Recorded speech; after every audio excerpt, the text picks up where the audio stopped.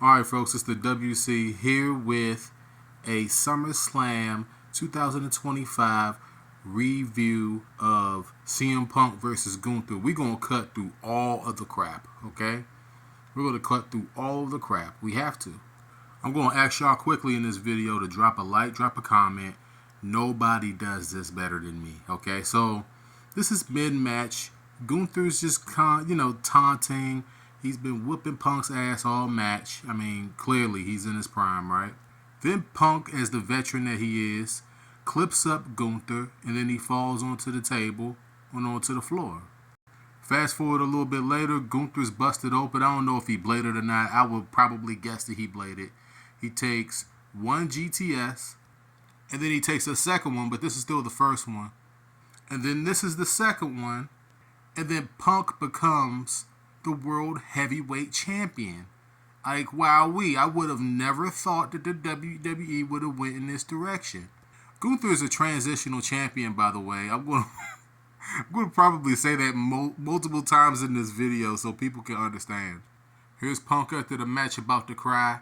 I mean, y'all really have to think about it, man. Like, this is the full story being told for Phil, right? The full story of being a black sheep to being the champion of the company, okay? Like, y'all already know, like, most people that's watching this already know what happened, but I mean, it's really like this is the wonder of professional wrestling, that nobody is ever really out of it. like it's weird. Like, it's weird how they can write these stories, and when the story is written correctly, you get moments like this where even I can't deny Phil, okay? Like, somebody like me who halfway despises him, right, in many ways, right?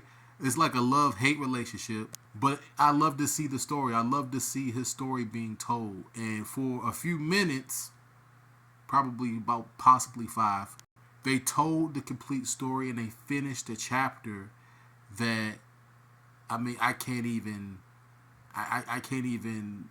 like criticize like Triple H for this one, man. I can't criticize him for this one, the way that this story was told. I just can't. Not this time. Next time maybe, this time no. So he grabs the belt and he's the best in the world for right now, right? Right? And then as soon as he goes to lift up the belt, pure joy and everything, that look on Punk's face might be the thumbnail of the video. I'm not sure, man. I'm not completely sure yet. But the reason why his face looks like that is because Seth Rollins' music hits in the background, as I'm going to show y'all in a few seconds.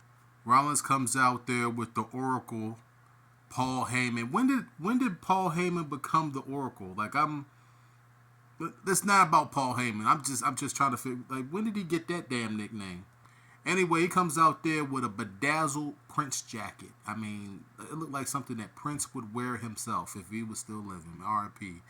to Prince. Comes out there with a couple of crutches, and we're like, man, I'm going to tell y'all something real quick. I'm going to take a second to rant in the middle of this.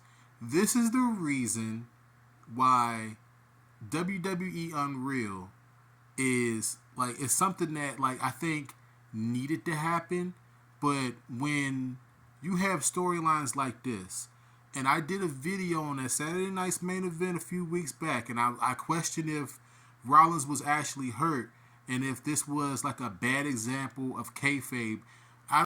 We'll never really truly know if Rollins was hurt or not. He could come out in a storyline and say that it was a ruse the whole time, and in actuality, he probably did get hurt. He probably suffered like a stinger or something, or you know what I'm saying, because he's had, surgeries on his knees before. I know I'm jumping the gun here, but like like, I have to stop and say that, or people watching the video won't understand. So this guy comes out with the crutches. He points to the briefcase and says, "Hey, buddy, I'm still missing Money in the Bank." Y'all know how Seth be talking. Then he turns around and goes back like he's just done, and, SummerSlam's going to go off the air with a high moment for Punk and everything like that.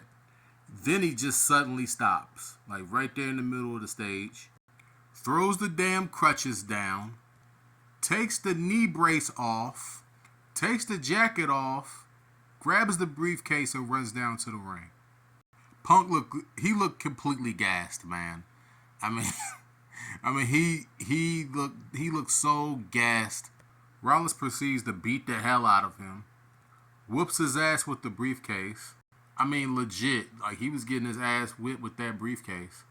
Goes to cash in the contract, curb stomps him, and becomes the world heavyweight champion. Punk was champion for a whole good old grand 5 minutes. All right, so here's the ensuing rant that people probably tuned into the video to hear. Okay, like, buddy, professional wrestling is not necessarily about the act. There are botches and there are things that kind of happen, and the unpredictable reality of the show does put things into perspective. Sometimes it touches into real world issues. You're like, WC, where you going with this? Where you going? Like, here's where I'm going. Like, I like the cash in.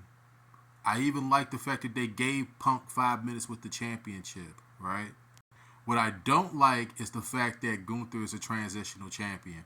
You'd be like, WC, how is that the case? How is he a transitional champion? Like, that's what's going to be lost in this whole shuffle, is that he's a transitional champion here. And this is a story that they had to tell.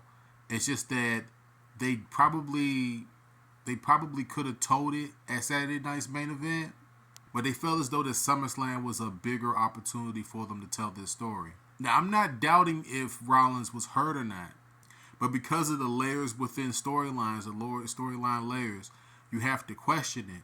Is this the art of good storyline telling, or is it preying on the thought process that's in the back of your mind to say, hey, this guy's like one injury away from just not wrestling ever again? I think I can admit to say that I was played here. I think that it's safe for me to say that I was played here. And I'm not mad about the fact that I was played. I think that everybody was just kind of played. But like, there was a little bit of doubt in my mind when I did the video about, was he actually hurt? Like, people were asking, was he actually hurt? And it just kind of turns out that he probably wasn't. With a show like WWE Unreal, like, you'll never really know what's what and where is what.